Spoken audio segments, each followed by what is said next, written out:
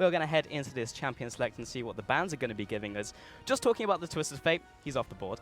Tam Kench and Rek'Sai will join him. The Alastes was talking about like the jungle matchup also being very influential. Nidalee, Syndra, and Karma will be joining the rest of the bans. Yeah, and go ahead. I think Syndra is a really good ban from AHQ because it's a champion that has a really strong laning phase, and RYU has been practicing it a lot. So it's really good to get that out of the way. Yep. And the Twisted Fate being banned because that is one of WESTDOOR's most comfortable picks historically. The Rek'Sai ban I think is pretty standard, coped with the Nidalee ban. There's still a lot of junglers left open. We've been seeing Graves and Elise all day. And you know, given those two junglers, I think that it's definitely going to help RYU in the mid lane because Jankos can obviously go off on one of them. What's your guys' opinions on some of the new picks that we've been seeing? For example, the Syndra, which has been banned, and the Jace as well, because I think everyone was expecting Jace to come out, but we've seen him flex into the mid lane as well. From my experience, I have mostly seen Jace in the top lane. I don't think he's the greatest mid lane champion because he doesn't seem to really bully out a lot of champions as he does in top lane. So I personally like it more on top. Yeah, I think going off what Froggen's saying, Jace does have more potency up in top lane. I think if you do want to go with an AD or physical damage mid laner, he is a viable pick. We just saw Kuro actually go off on him last game. But with the Elise being picked right now, that does potentially open up for a physical damage mid laner. So we could actually be seeing it because it's not banned and they opted for Rumble for AHQ. Would you say that's the only like parameters in which you need to like pick up a Jace pick, that you need to make sure that you have the AP from other lanes, or is it like a pick that you can pick early into your draft, later to draft? Where are you generally picking that Jace, do you feel? I think you need some other magic damage if you want to play Jace in mid lane, and that's another problem with having Jace in your team. That I don't feel like there's a lot of really AP tops right now. I mean, you have seen a lot of teams pick Rumble now, so that opens up the Jace a bit more. But if you have full physical, I don't really like Jace that much. Yeah, I think that Jace, he offers a lot of gears into team comps, disengage, engage, poke. He has a lot of stuff that he can do, and he's also a lane bully. So he synergizes very well with a lot of the jungle meta right now. We saw the Echo, however. I think that would have been mid lane Echo, but we ultimately end up seeing him pick Cassiopeia. And now WESTDOOR highlighting that Malzahar that Froggen was talking about. So this is probably a matchup that we can expect to see a lot come Worlds, given that both of these champions are very popular right now. Good chance that he'll pick up that Malzahar here. Just going to wait for that to be locked in before we're really theory crafting about it. But you guys mentioned that you feel like we'll be seeing it a lot in this tournament. What's the reasoning for that? With Malzahar, I think it's just he has. I think his only real weakness is if he falls behind quite a lot in laning phase. So his early laning phase is not really that strong. But then once he picks up 1 or 2 items, his team fighting becomes incredible. And also in laning phase, even if he does fall behind, it's very easy for him just to press his flash ultimate and then have Olaf come mid and kill someone. There's nothing you can do as a mid laner to really prevent that from happening. So Malzahar is just a really strong pick because of that. Yep. You know, latching on to what he's talking about, Malzahar also opens up immunity to neutral objectives like Dragon and Baron once he's at 30% CDR, because the Voidlings will be never ending. So that's, you know, an option that he offers. The one problem though with Malzahar is I don't think he can be picked proactively or first, because there are a lot of mid lane champions, most notably as Aurelion Sol, that would just completely annihilate him and put him basically into the ground before the game even starts. So when we do expect to see Malzahar, most likely it's going to be a counter pick. So we have this lock-in now, and we have the matchup in the mid lane, Cassiopeia versus Malzahar. Froggen, if you were playing this game, which champion would you rather be playing in this matchup? I wouldn't really mind. I think Cassio does okay into Malzahar because she can just farm up. I mean, Malzahar is not going to pressure her a lot. What she has to watch out for is the Olaf ganks, with like Malzahar obviously spending his summoner spells to flash onto her. She has no way of getting out of that in the early game. But I do think the Cassio has stronger like duel potential. If they end up fighting against each other, I feel like Cassio would end up out on ahead. Yeah. So. Yep. And I mean, also one thing that's I think important to mention is Cassiopeia has a very easy way to eat all of Malzahar's Voidlings. So over the duration of the laning phase, you can expect that Cassiopeia is going to get about 200 extra gold, which is almost a kill in itself. So I don't think it's a bad matchup by any means. I would prefer to be Cassio during the laning phase, and then obviously Malzahar in the later stages. But I think that they actually have a lot of easy gank potential in mid, given how easy Cassio can pop Malzahar's passive. So we're just getting towards the end of this draft. H2K, they have their full composition. So what role is RYU looking to fill out in this draft? I mean, I think he just has to get strong. I mean, obviously get an early TF goddess, try to build down a few items, and then just become a force in the mid-late game. That's usually what you see, and that's kind of WESTDOOR's job too, but he has a bit more playmaking potential with his ultimate, I feel. I also think later on in the game that Malzahar counters Cassio really well in teamfights because of the silence. Right. So obviously at first Malzahar is gonna max out his E, and then he's gonna go for the Q max. And that's the silence duration is gonna go up the more you max it. So it's just really hard for Cassio to dodge out on those silences coming out. So she will have a bit harder time doing damage in teamfights. Yep. And also, you know, given the team composition, one of the things that I want to point out is that H2K's team composition seems to be on a clock, because once it goes past 3 items, all of AHQ's champions are almost going to be superior, I think with the exception of Caitlyn, given that outside of Olaf, you're not going to have a lot of armor on the team comp. So what ends up happening is once H2K hits that 3-item power spike, their team fighting and how they coordinate inside of the team fights is roughly going to be the same, whereas AHQ actually continues to keep on scaling. Well, while we're on the second stream here, we are still going to ask you to vote on Twitter. So use the hashtags H2KWin or AHQWin. We're checking in later throughout the game as well as the main stream. But I need to ask you guys, what are your predictions for this matchup? Because the analyst desk was very much H2K favored, but they were also EU favored early into the day and got wrecked. So your guys' opinions? I think H2K is going to win. I think they're a better team right now. Yep, I agree with Froggen. I think that AHQ takes this. I expect to see Jankos and Forgiven do really well, but I also, again, expect RYU to probably win the mid lane matchup handily. Okay, the H2K cleans we'll see. I'm certainly hoping for an H2K win coming out from EU, but we shall see as we get into this matchup. But everyone's just going to separate, fan out onto the map right now in the early game. You expect to see anything other than just line of scrimmage? I mean, personally, I don't think that anything really is going to happen too early on. There's a lot of risk to walk into AHQ's team composition, so I think just a standard fan-out by both team comps is to be expected here, and this is basically the reason why, is Olaf's undertow is too strong. Wow, HQ coming out here actually being quite aggressive, trying to get some early vision down, it looks like, but it's not going to result in too much. Did we get some flashes? Yeah, we did. Jankos and Odoamne losing that. Yeah, and we also have a WESTDOOR and Mountain using their Ghost Summoner spell, but that's obviously on a lower cooldown, so it's not that as important as the Ghost. I think it's just H2K not really respecting the level 1 of AHQ. I think that Olaf level 1 you should be pretty careful with because of the Ghost on, like, you can just Ghost and throw axes and actually kill someone alone level 1. So it's pretty rare that you just see someone just walk up at like 1 minute 20 and just get like dunked and then have to lose your Ghost. What happened there?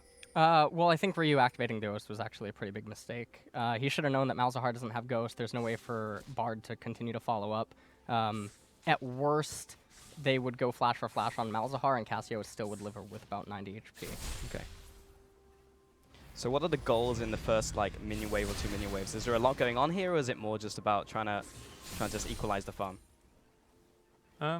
I don't really think there's a lot that's gonna be going on. Like, RYU is gonna try to hit some E's onto Malzahar, and Malzahar is only gonna walk up and trade when he has his E up, because it's obviously on a longer cooldown. So there's not a whole lot of things he can do. He just needs to try to get every single last hit. He should look to get 900 gold and then base and get Lost Chapter, whereas RYU should look to get 750 gold and get an early T of the Goddess. So if RYU manages this well, I think he can get a small advantage by having a good base timing. Yep, I completely agree with Froggen there on the recall timings. I think WESTDOOR played the level 1 a little bit poorly, and he's going to pay for it a little bit, but it's not going to be the end of the world. But I definitely think that RYU had the advantage in the lane, but now I think it's pretty much back to even. I think we got a little bit before the junglers start getting involved as well. So, Froggen, I have a question from you, or for you rather, from Twitter. Mills Angus asks, what are the chances of seeing Anivia at Worlds this year? Since it's in 6.18, I actually think the chances are pretty good, because it's a patch before she got nerfed. And I know that when I was in Korea and scrimming with Echofox in between spring and summer split, that Maple actually played quite a bit of Anivia in solo queue. Ah, And interesting. then you have seen Kira play Anivia too during the wildcard tournament. Or like, wait, that was last year around All Stars. He was playing quite a bit of Anivia. So I do think there's chances, but I don't know if teams would have practiced it. Well, touching on the Anivia, I do think that if Vladimir, who is a champion I wasn't expecting to see at all after the nerfs that he kept receiving, I think if he does continue to show up in the tournament, then maybe Anivia comes out, because I know that Korea is very adamant that Anivia is Vladimir's hardest counter. I mean, Korea is, and then we see the rest of the world try and emulate that and it not go so hot. We have a bit of action down bot lane, but you can see Jankos, he's really gooding for that first blood stat. You know, in EU, he really likes to get that first blood down. That's what the analyst was talking about as well. But what makes Anivia actually... Hold on for a second. But what makes Anivia actually so good against the Vladimir pick? We're getting a little bit off topic, but I think it's worth talking about. Ooh. Personally, I think that Vladimir does good against Anivia. But you need to, like, you just need to play the lane right, where Vladimir can constantly walk up and just press Q on Anivia, and Anivia can never actually kill the Vladimir, so he has a safe lane and a free lane to just stack up magic resistance and to kind of bully out Anivia. So I think if Vladimir just goes Spirit Visage into like Abyssal Scepter or into Protobelt, then you'll do really well, because Protobelt can make you jump over Anivia's wall, which is like, I guess the only terrain that Protobelt can really jump over is Anivia's wall and like Frontal Pillar, Javan Ultimate. So I personally think that Vlad does pretty good against Anivia. The problem with Vlad has against Anivia is when he goes even in lane or if he falls behind, because Anivia can abuse him really hard because of her extended range, and her ultimate E damage is just really massive right now. The wall obviously messes him up a bit. So I think it's 50-50 with that matchup. Man, I feel like I just want to keep asking you questions about Anivia. I'm getting so much from this. Didn't even know that you could jump over the wall with Protobelt. I actually have another question in from Twitter, and this is aimed towards you, LS. So it's from Amit Drago, says, thoughts on the Jinx pick? The Jinx pick, I'm not so surprised to see, but I will say that I am surprised to see it in this game. I didn't think Jinx would come out as early as she is, at least not in a best of one. I think that there's other better ADCs available. So I don't really have too much of an opinion on it. In this team composition, it will help them though. Okay. But anyways, mid lane right now, I want to point out that WESTDOOR has already fallen behind over an entire wave, and we see him activating Ghost and going on to Jankos, and he has level 6, but his ultimate ends up getting cancelled. RYU doesn't have the damage to finalize that, and Ziv ends up coming down. But I think that already RYU's in a pretty good position in the laning phase, and I think that WESTDOOR basically got outplayed pretty heavily just in the first 6 minutes. Yeah, I mean, obviously now he's gonna catch up a little bit because there's a lot of minions to farm. I think that I think RYU missed his base timing, so WESTDOOR is actually gonna have a pretty good base, and I think the lane right now is actually gonna be going pretty well for him, because he can base, he can get his last chapter, he can push out the wave, so he's not really in any danger. Whereas RYU right now, this is when he's actually gonna have a bit of a hard time, because he doesn't have magic resistance or like the defensive abilities to escape Malzahar. I feel like H2K can actually just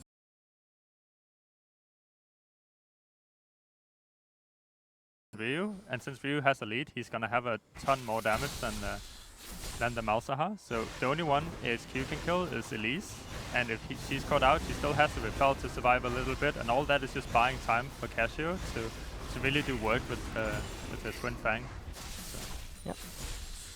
Now blue buff over on Malzahar, and not a lot of proactivity coming out from either team, which obviously WESTDOOR is going to be content with. RYU probably not so much, but he's not really under pressure to do anything right now. And we see that he's roaming to top lane with Jankos, and I guess this is a pretty standard maneuver. We saw this a lot Season 5. I'm probably going to be seeing it a lot more in Worlds this year because of the standardized lanes. Oh man, that's actually just the kill. I thought he was like totally safe by Ragnarok on. Yep. But yeah, RYU didn't even need to get involved. They can probably kill Rumble here. Yeah, I think this is a pretty good roam from RYU Oh, overall. does he read it? The SOAS? Oh, the grounded. That is so good. What, he actually got the kill onto Jankos? Yeah, I think Jankos is trolling.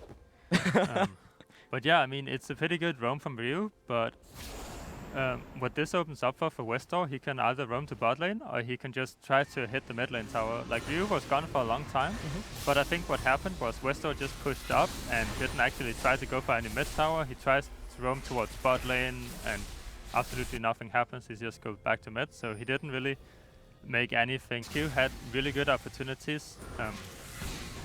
Before that, Cassiopeia based with and got her Quicksilver Sash. I think that when Elise forced the Malzahar, wait, that was later in the game, but just before Cassiopeia based, WESTDOOR had the opportunity to play aggressive. This is unnecessary. Yeah, he walked up again. But so before Cassiopeia got her Quicksilver Sash, there was opportunities for WESTDOOR to go really aggressive because Olaf got his ghost up again, and Elise still had no flash up. Because of the previous 2v2 skirmish, so that's when they could have looked to play really aggressive in mid and just force the kill onto RYU, because Casio is still really squishy champion that has to go tier first. So forgive the pun, but are you saying that like the door closes when he picks up the QSS and then picking it up early like prevents that? Yeah, I think the only one that they can kill is Elise at that point, and Elise I feel can buy too much time for Cassiopeia to actually deal damage. So unless that they get hit by like a two-man silence from Malzahar or something like that, then I don't think that Olaf and Malzahar can win that 2v2. The other thing I want to point out about the 2v2 is Malzahar, or WESTDOOR and Mountain, they would have a lot more potency in a counter gank scenario. But once RYU does get that QSS, yeah, all sort of proactive ganks or initiation ganks are going to fall apart. Even if Jankos does counter gank, I don't think it really does too much, given how Mountain and WESTDOOR are likely to play that out as Malzahar Olaf. So I don't think there's any bloodiness there, unless, again, RYU and Jankos are doing the proactive gank. Something to point out, though, is Ziv and WESTDOOR are both periodic magic dealers, which is really, really bad if the enemy team begins to get MR. Yeah, I agree with that. And part of that reason is also because it's okay for Rumble, I think, because he naturally gets his magic penetration, whereas Malzahar is a champion that he needs his Rylite, he needs his Morellonomicon, and then he kind of can build a Void Staff from there. So he's actually not going to be dealing a lot of damage when he has a Rumble on his team. He needs to hit his three items before he's going to do a lot in this game. Yep.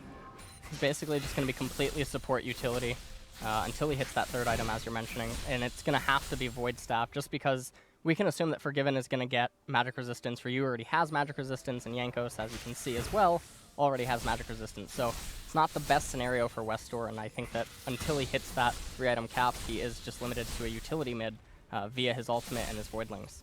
I also think another interesting thing is that he went for Lucidity boots, so he's gonna sit on a good 30% CDR now, which is good. So whenever he picks up blue buff, he has a 40% CDR.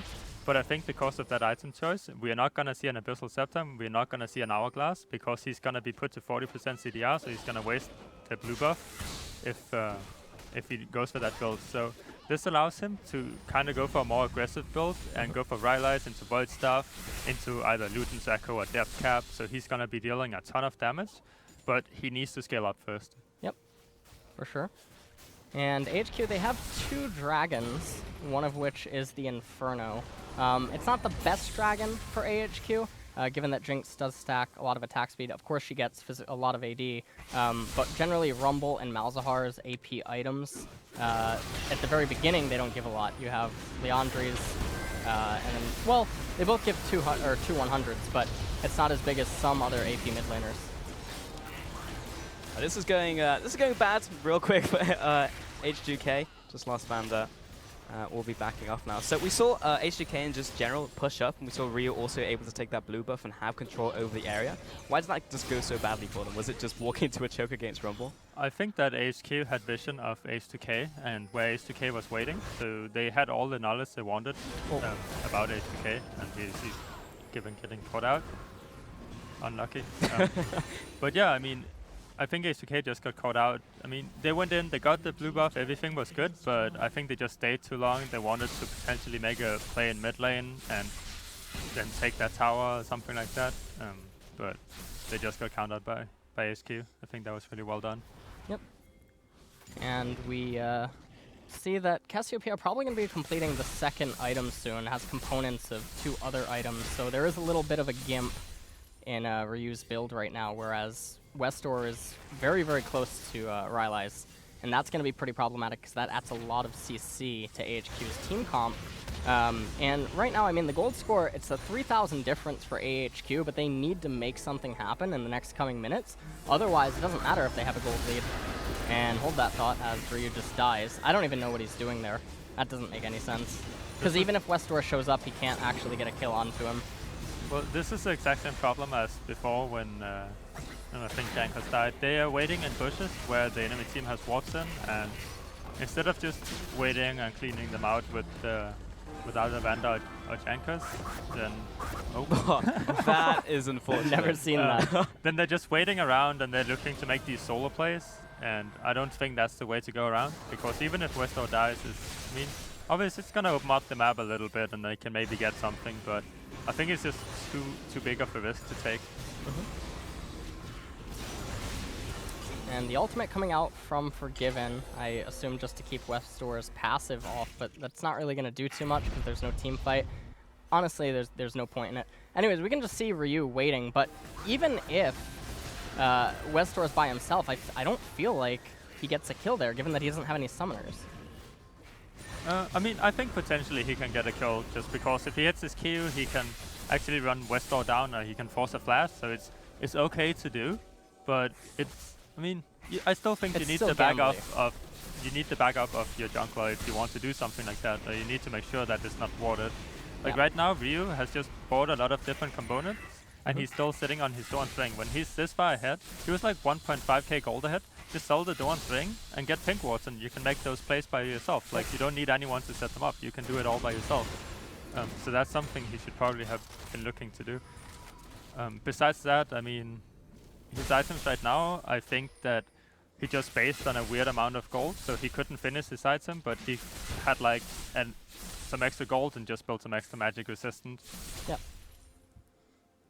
And right now, the game's probably just going to go into a little bit of a passive phase, but this isn't what H2K wants. They don't want it to go into a passive phase. I think that this next dragon is going to be very decisive. AHQ obviously wants to secure it. That'll be the tier 2 Cloud Drake for them.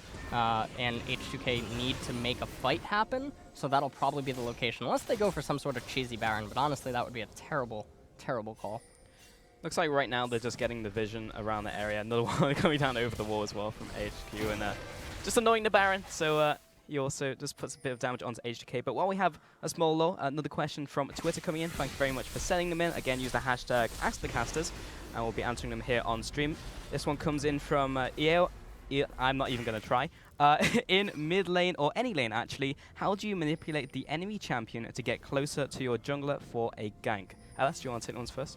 I think that the best way to manipulate the enemy mid laner is either you take an unfavorable trade or a seemingly unfavorable trade, or you just manipulate the lane itself, such as the minions, to cave or concave into an area that's going to be very favorable pocket for your jungler to gank from.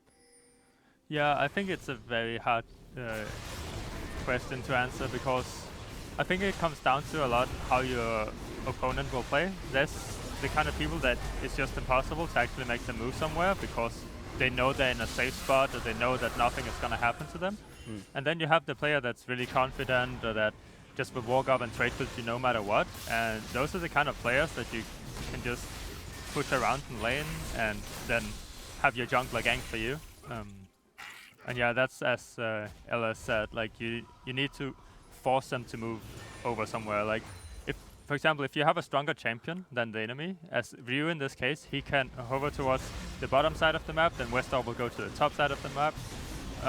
If WESTDOOR is stronger, it's obviously the other way around, but that's one way to like manipulate them towards a bad side of the map. Or if they want to stay on that good side of the map, then they need to fight the enemy champion that is stronger than them. So that's also not good for them. So it seems a lot of it is knowing what type of opponent you're up against. If you're just in like solo queue, how do you read that like your opponent is a certain type of player? I think it depends on the laning phase how it plays out. Like you can do it every single game.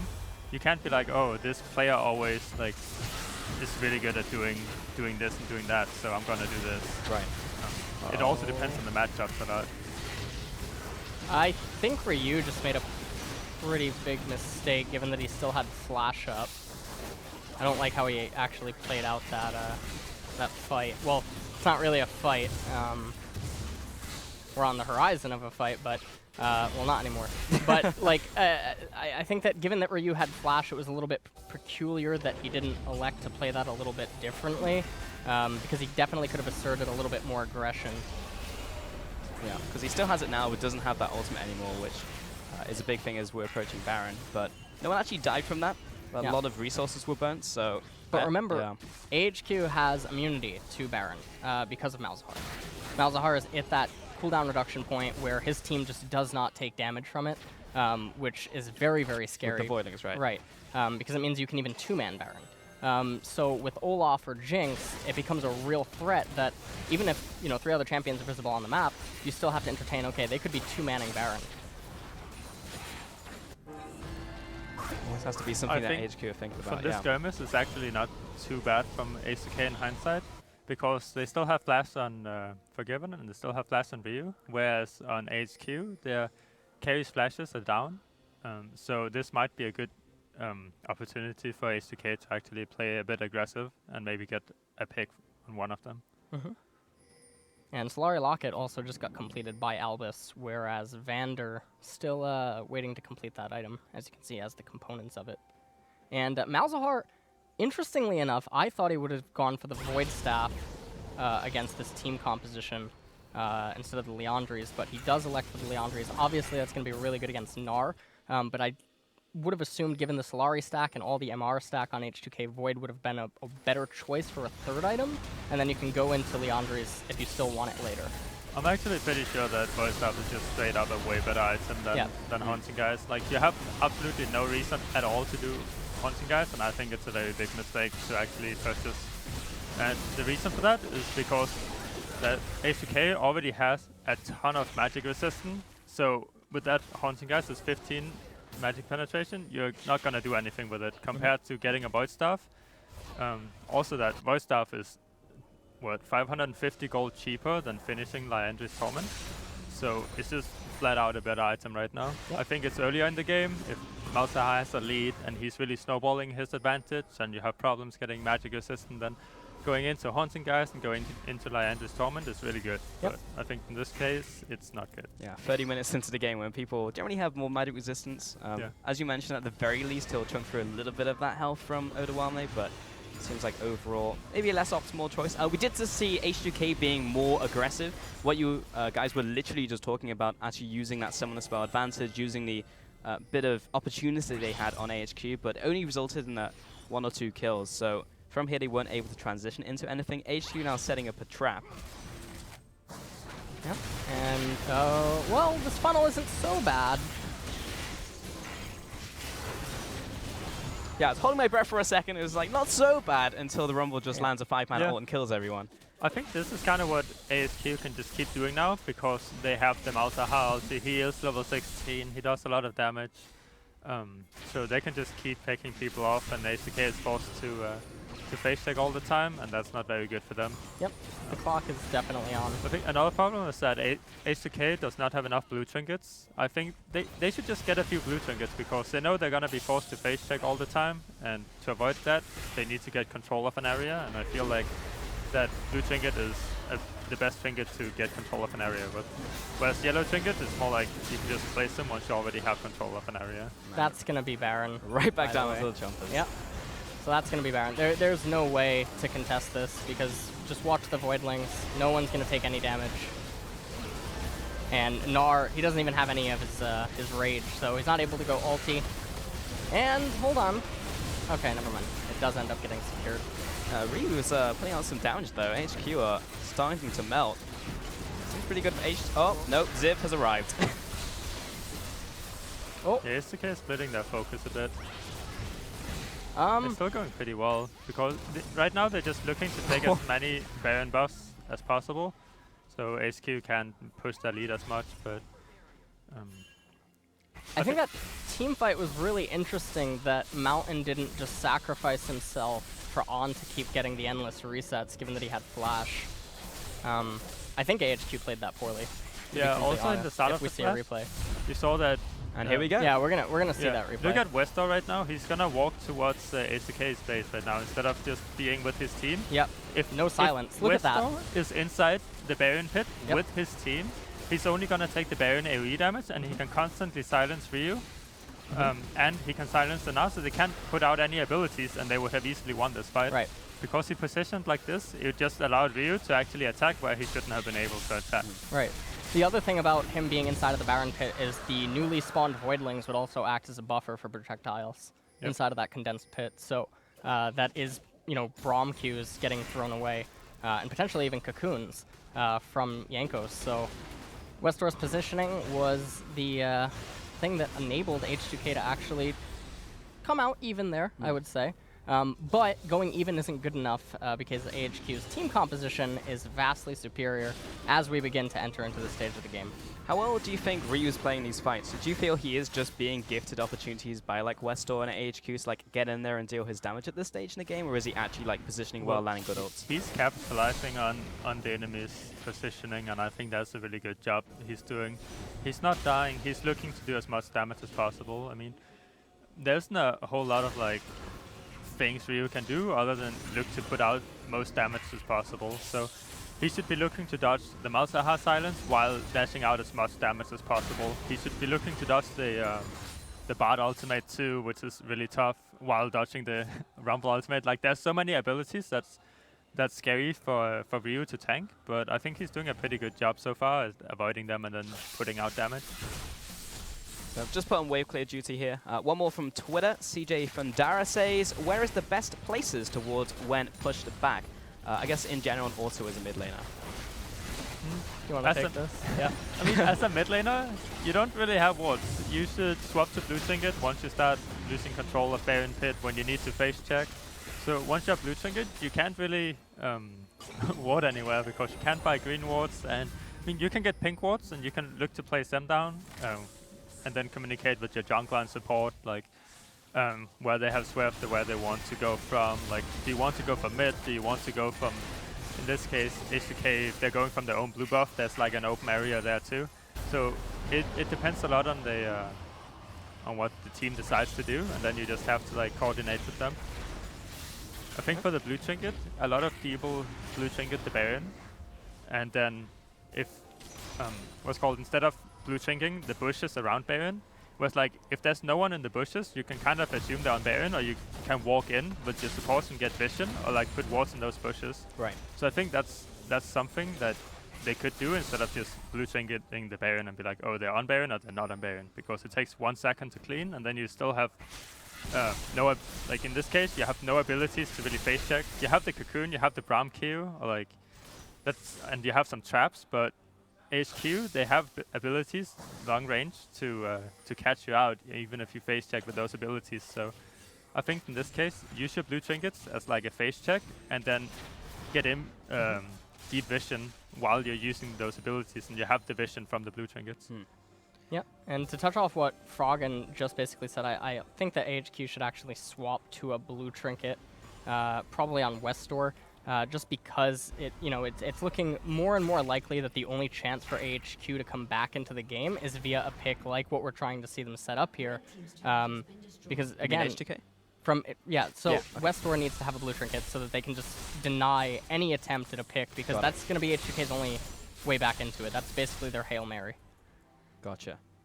Yeah, HQ pretty strong right here. So what is H2K trying to do? Like, you just mentioned it, try and sit in a bush. Like, what vision do you need around that area to make this play happen?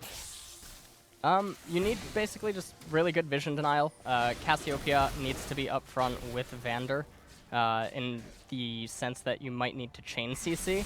Obviously that Rylai's is definitely going to help out slows and just getting the Braum passive up and making sure that it procs. This is interesting. Yeah, RYU very far forwards, but Mountain just kind of went in there by himself, and he's going to mosey on out. Okay. Yeah, and there's Malzahar doing his Voidlings are so obnoxious. Oh, but WESTDOOR does get caught. That's a really good run close, right? That was also a very good cocoon from Jankos locking down WESTDOOR. So was that just a case of WESTDOOR being too far forwards? Yeah, it was another case of WESTDOOR's mispositioning again, and this is something that we've seen from him time and time again this entire game. He's also showing, I mean, you just look at his KDA, he's one of the bigger weaklings on this team. Yes, Mountain has equally as many deaths, but that's because Mountain's supposed to be up front. The fact that you have almost the most deaths on your team as Malzahar is really saying something. I think it's also, I mean, I don't think we can contribute that all to WESTDOOR having bad positioning, because he needs to be pretty far up, and Olaf does run a lot faster than WESTDOOR does. And then his front line, like Bard cannot tank anything, Jinx cannot tank a cocoon either, Rumble cannot tank a cocoon, so you only have Olaf that can really absorb those abilities for WESTDOOR. And he doesn't have the most long-range abilities. Like, obviously, his Q is pretty long-range. His Voidlings is pretty long-range. So WESTDOOR has a lot harder time actually playing out these fights whenever there's someone flash cocooning him. Like, I feel like Mountain needs to be there to tank that. And then Mountain, whenever, like, he's not that useful right now. He can basically run at people, but he's probably not going to kill anyone. So he should be looking to absorb all these abilities for WESTDOOR instead. So. Like, my thing here is that, you know, WESTDOOR, well, both team fights have been on WESTDOOR, I think, and out front of the Baron, and obviously here getting caught by the cocoon. HQ had already disengaged successfully. There was no reason, I feel, for WESTDOOR to have continued to be as far forward as he was, unless they wanted to persist inside of the fight. But why would you want to do that with Mountain being ghostless at that point and then also not having ultimate? You can easily just back off, group up, and then wait, because Elder Dragon and Baron were just on the horizon. I agree they should have backed up in this case, but in that replay, you could see that WESTDOOR was reacting to what his team was doing. So he was trying to follow up on Mountain, running in, basically just running at RYU and popping his ultimate. And then you saw Mountain just running straight back, disengaging, but Bard was ultimating, and then WESTDOOR once again turned around trying to follow up on that Bard ultimate, but it missed. And that left him in a vulnerable spot, where Mountain is not close to WESTDOOR, or like on the wrong side of WESTDOOR. And the only one really trying to follow up on that Bard ultimate was him, and it left him caught out by an Elise flash cocoon while he didn't have flash up himself. So I don't think WESTDOOR will make that mistake again, because he has his flash up and his team will be there to support him this time around, hopefully. Ziv's ultimate, HG just, I guess, trying to force a fight here as they were starting Baron, forcing H2K out. This is really good for H2K because it forced the Rumble ultimate and the Rumble flash, and he's not going to be very strong in this next team fight. This is where I feel like I mentioned in Champion Select, this is where it is all on Forgiven. If H2K wants to win the team fights, I feel like it's going to be on the back of Forgiven's damage. Obviously, RYU, Jankos, and Odoamne, they need to provide him the peeling and everything that he's going to need to carry the team fight. But now we're at that point where Malzahar probably going to be a Void Staff as his 4th item, and when that's complete, the damage ramp is just going to be absolutely insane. Rumble's already at 4 items, Guardian Angel up on Mountain. This game is in a really hard spot, and yes, they did just get that flash on Ziv and they got his Zhonya's, but you can see that they can't really force anything because of the team comp constraints. You guys earlier were talking about how Malzahar almost becomes a different champion when he hits 3 items, and now he's like past that. How much of the team fight is around like WESTDOOR to carry? You're just talking about Forgiven, LS. I think in this case, I think we need to rephrase it and be like, once he hit 2 items on Void Staff, because he doesn't have a Void Staff yet, so he's not really at the point where he's just incredibly obnoxious and very strong. Once he finishes that Void Staff, I do think he's at that point where he needs to. I mean, I think it's more like H2K needs to get on top of AHQ to win these fights, because if Malzahar and Jinx is going to dish out way too much damage. But what I think we should see from H2K is that, and what WESTDOOR should be careful of, is the Gnar TP plays, where if H2K can get a really good ward behind Malzahar and Jinx to TP on, they actually have a very strong team fight, and I think it could go in H2K's favor if they manage to set it up. And they can even go on Rumble. Like, he doesn't have flash right now, so it's just up to them to really set up the TP play, and then they just need to deal as much damage as possible. Like, RYU and Forgiven has to be ready to really micromanage the characters around those abilities, like Bard ultimate and stuff. They can't get hit by, and then they need to be able to follow up. Whereas I think WESTDOOR, this is a thing that AHQ cannot really stop, is Gnar's jump. The only champion that can stop the Gnar jump right now is Malzahar's ultimate, and then Bard can like ultimate him or stun him, but it might take too long, especially if Gnar has flash. So it's really hard for Albis to do anything about that. So I think WESTDOOR should really look to either silence the Gnar or ultimate the Gnar whenever he's TPing behind them. So they need to be really good at spotting that early. Definitely an interesting attempt by AHQ right there. I don't think anything would ever happen there, but obviously this is the point where nothing's happened for multiple minutes now, and so now it becomes a patience game.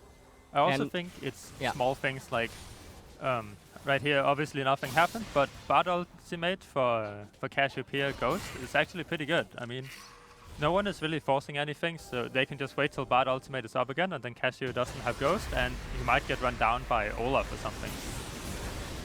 This WESTDOOR going ham onto Odoamne. Was that a good play? Well, they did get his maul. I think it's a good play just because Gnar used TP, and that's what WESTDOOR should be looking out for. Like if Gnar successfully managed to TP behind WESTDOOR and knock him into H2K team, WESTDOOR might get caught out, lose Baron, and then lose Elder Dragon, and then it might be like snowballing the game from there. And now that's off the table. Now it's off the table, and WESTDOOR has a lot more freedom, even though he used his Ghost, so that's a very good play. Well. So what's the play here? H2K just disengages damage control? I think that you just kill Jankos, you get Baron, and the game is over. Gnar doesn't have any rage. This looks like a free Baron. Yep. This is going to be a free Baron into probably an Elder Dragon.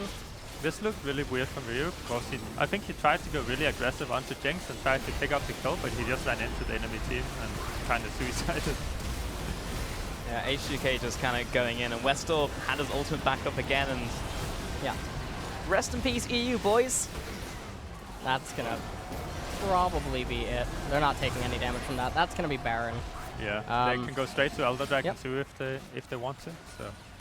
So that was really weird positioning by RYU. Also, given that he had flash, he could have easily repositioned in multiple different ways, and it would have been way better than what he chose to do. Yeah. And now they're just actually electing to run it up mid. Probably going to get the inhibitor, Baron recall, and then look for another immediate fight at Elder Drake, given that H2K is not in a position to fight against this Baron enhanced team. And that also means that WESTDOOR will get the Void Staff. This just means we'll probably get the replay there, so to see exactly what RYU did. I think RYU didn't use his Seraph Embrace or his Quicksilver Sash either. It's already up. Oh yeah. I think it's on a too long cooldown. It wouldn't be up yet if he used it. So. Oh, and they're electing to go for Elder Dragon right away, and this is a little bit interesting to me. Yes, H2K has one Mountain Drake, but I don't think that they would be able to shred it in time for AHQ not to be able to arrive and respond.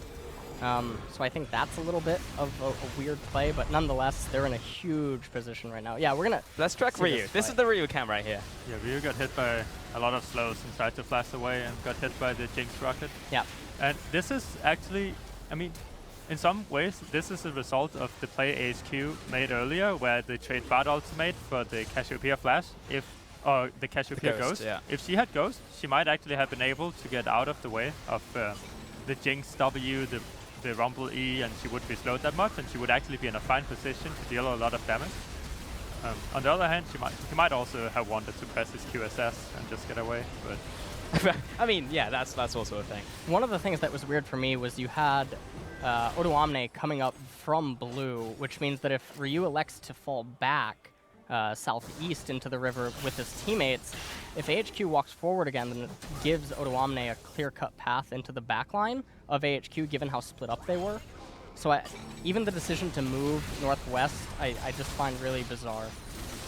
Is the preferential positioning for Cassiopeia at this stage in the game just like behind everyone else? Right now, she has a really hard time doing anything because of the Malzahar silence. And then obviously Jinx has a lot of range.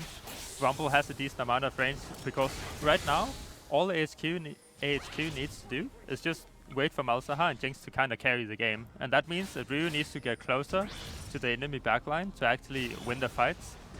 But he's going to have a really hard time doing that. And the same thing for Caitlyn. So I don't think that H2K is in a very good position to actually do anything. They kind of rely on the Gnar CP behind them, which we'll probably see in a few moments. That We'll get engaged on by the Bard. There's the Xerath. He pressed it. He pressed it this time. Unfortunately, the rest of his team's pretty dead. Yeah. So, unfortunate.